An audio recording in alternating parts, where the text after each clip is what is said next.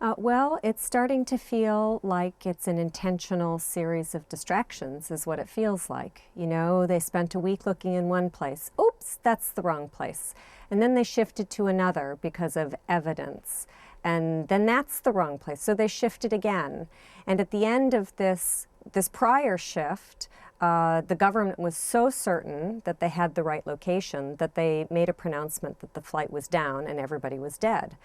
But now they've got new evidence. So apparently the old evidence wasn't correct. So they must have to withdraw that original statement because they can't be certain anymore. So now there's a new, you know, it's just like a magician playing tricks on the audience. That must be incredibly difficult for you emotionally. It's frustrating. I think we are all being hoodwinked at this point. And, you know, if they end up coming up with real wreckage of the plane, then I'll take my words back. Because it is possible that I'm just at a frustration point that I'm no longer being rational. But it just seems ridiculous that a flight that size could have evaded all scrutiny in today's world. So Sarah, at this point, what do you think has happened? Do you believe perhaps that Philip could still be alive?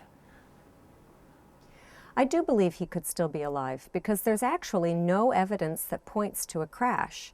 You know, if every crime requires intent and requires motive and means, so they have the means of the plane, we don't know the intent, but if you're going to go to all the trouble to take an airplane filled with relatively valuable people. I mean, there were 30 defense contracting engineers with very unique skill sets on that flight. It would have been a valuable prize for a country looking to gain advantage in military weaponry, right? So there would be a lot of motivation to get a hold of that flight.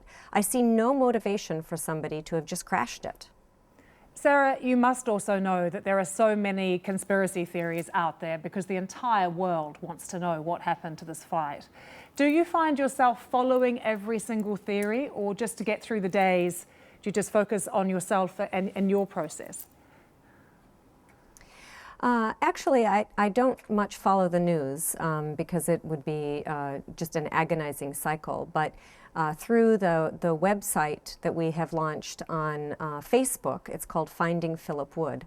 We've had a number of experts in the industry reach out to us, you know, former pilots, people with military or security types of experience. I've had access to a large number of experts through my contacts in the media, and without reservation, all of them believe that this flight has been taken, not crashed. And so I don't understand why all of the government efforts are only looking in the water. So if they're ignoring the thing right in front of their face, it must be on purpose. So I can only believe that this is just one giant distraction while something else is happening behind the scenes. And have you raised these concerns with the Malaysian authorities, the Chinese authorities as well? I have absolutely no contact with any authorities, Malaysian, Chinese, or up until yesterday, actually, I had no contact with the American authorities either. I mean, I'm one civilian individual. I am no expert in espionage or world politics, but I'm just using common sense, and I'm looking at the vast majority of what all people feel with common sense and intuition seems to have happened in this case. And most people feel that the governments are misleading us.